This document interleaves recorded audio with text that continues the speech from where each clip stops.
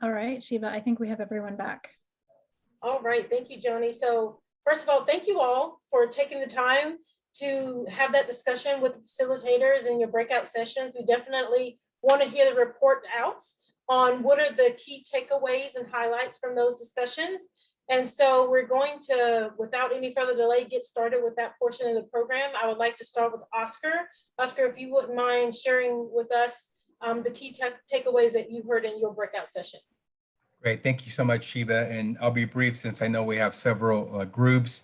We facilitated the Spanish language room, and a lot of the participants were not surprised by the data. In fact, it only validated the daily experiences of what they're seeing in their community. Based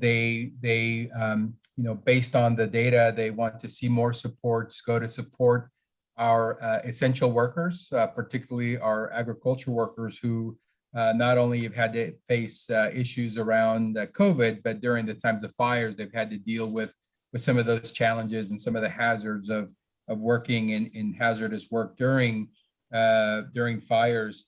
There was a lot of discussion about the need to include more of the community voice in the design of programs. They raised some issues around ERAP and some of the challenges in accessing rental assistance programs. For example, there are many individuals who share a house. Many of them rent a room or even rent a bed. And it's very difficult to get those services when the residence has already been shown to have access to those services. So not having a recognition that people live in, multiple people live in one house creates challenge. They also shared concerns about, providing proof of income. Many are house cleaners, and it's very difficult to produce some of the documents that some of these programs were asking for. So involving people from the lived experience in the design of programs is beneficial. People raised issues around the problem of accessing mental health services. There's been a lot of trauma related to the pandemic and the fires. And a lot of individuals who are not documented don't have access to some of these services. We heard stories of families experiencing depression and suicide. They'd like to see more supports in that area, particularly in the undocumented and low-income communities. So those are some of the highlights that came up. They'd like to see more supports to continue investing in our undocumented community who did not benefit from a lot of the services that were offered to people that were documented. That continues to be a problem. They saw that during the fires, and it became clear in the pandemic, and they shared some successful programs like UndocuFund, or like some of the mental health services that Humanidad is offering for undocumented people. So I'll leave it there since I know we have other people to share, and we'll submit our full notes to the group. Thank you so much, Oscar. So next we're going to hear from Holly. Holly, if you would unmute and tell us what were some of the highlights and key takeaways that you heard during the breakout session that you facilitated.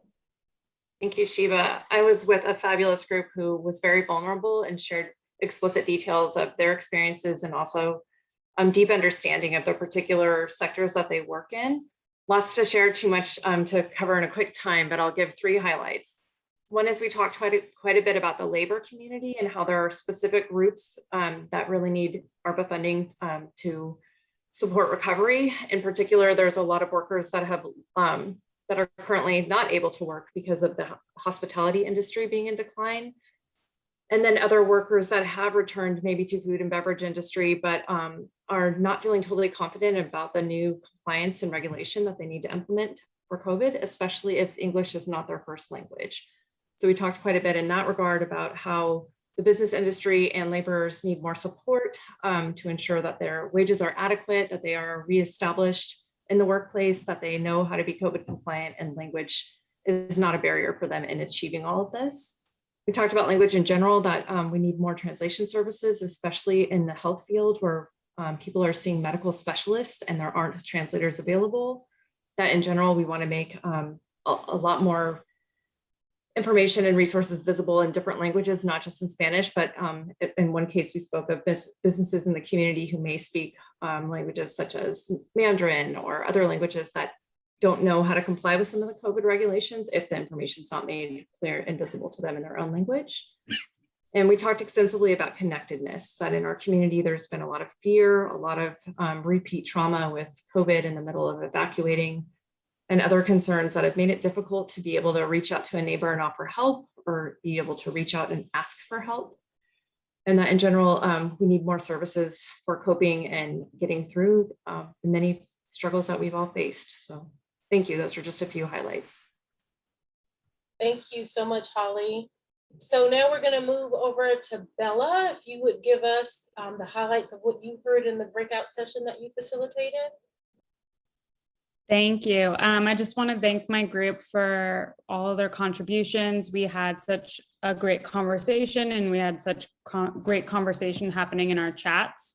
I'm just going to give a quick 3 things that kept coming up. And one of those was access to mental health and the importance of getting access to mental health services, addressing financial and cultural barriers. We also talked a lot about promotoras in the community and the incredible work they did doing community outreach and encouraging the continued support of that, and also paying and compensating those who are helping us in that community outreach. And then we also talked a lot about hazard pay and sick leave and making that sure that that is accessible for our essential workers and our farm workers. We talked about a lot more, but those were 3 things that really kept coming up. Thank you. Thank you, Bella. And last but not least, Noreen. Thanks, Sheba. So we too had an amazing and very rich conversation. So a few of the themes that came out were definitely mental health access and making sure that's equitable to our BIPOC communities. The intersectionality between environmental justice and equity was also discussed at length. Also building employer capacity around safety, hazard pay, and equitable practices. And finally, there was a great deal of conversation around equitable community engagement processes for the ARPA funds in general. There were some questions around how can folks or agencies apply for these funds, and at what point does the community get brought back into these conversations, A and B? How can we make sure that agencies are able to actually apply for these funds, that it's not a hard to reach goal? So I think those are some of the main themes that were discussed, but we had a very rich conversation. So thank you, everyone. Fantastic. Thank you so much. I mean, I think that really just is a really quick overview of some of the things that bubbled to the top, but certainly not representative of all the great rich discussion that took place over the past hour. And I just want to say on behalf of all of us, thank you so much for giving your time. I'm going to turn it over to Supervisor Rabbitt. I do believe, Jake, we do have that last slide that gets into the timeline. And I know that there are a lot of questions about, well, what's next? So I will turn it back over to Supervisor Rabbitt. Thank you so much, everybody. Great, thank you very much. Did we hear from Christine? I think we had one facilitator to go, Sheba. Oh, I apologize about that. No, I just want to make sure. It's a group that I was in, so I know that I missed hearing Christine's voice. Oh, I'm so sorry. No, you know what? Bella, who was taking notes, filled in for Kristen. Oh, I'm sorry. Yeah. We're good. Thank you. Well, Okay. good. I'm glad. I just wanted to make sure that everyone got, that it all came back. Again, I thank you all so much. I think what we heard tonight was very important as we go forward. I made mention in our group. Oh, I should get back to the time frame involved. That's on the screen. You can see that it's going to be coming back. That this outreach that we're doing now will be wrapping up as we move through the 5 districts. Coming back for the anticipated RFP, or the request for proposals, in mid to late January, with that submission date going to be late February, early March, and then in the spring, the release of funds. So we're trying to get them out, trying to be as quick as possible, as thoughtful as possible. There is a process involved, and we want to make sure it's fair and equitable. So that's, and I did take note of the making sure that all those nonprofit entities that were joining with us tonight know how they can access the funds, and we'll make sure that we continue to be as transparent on that as we can. I just want to say thank you to all the staff who was with us tonight for putting together the presentations, for facilitating the breakout rooms, for doing just a great job each and every day. Like I said, it's been a hell of a year and a half or more. Everything thrown at certainly our health and human service staff, everyone really, and to continue to step up to the plate and continue to do great work is just very, very appreciative. And I just can't thank you enough. Most of all, I just want to say thank you for everyone for joining us tonight. You can still go on, as you can see online here. You can still go, and the survey is still up, I believe, on the website.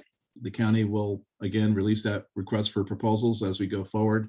We look forward to try to again really get these dollars in the hands in the programs that could really make the biggest difference going forward for those that were negatively impacted through this last 2 years, and also laying that foundation of those things, the access to healthcare. We heard a lot about mental health care tonight, access to housing, food, jobs, and all the things that we talked about earlier. So very appreciative of everyone joining us. I think we'll be able to manage to finish up slightly early, which is not a bad thing. So stay tuned, stay involved, and continue to reach out to your supervisor, to the board, to staff, to make sure that you're right on top of things and that you got all the information you need. So thank you again, everyone. Good night.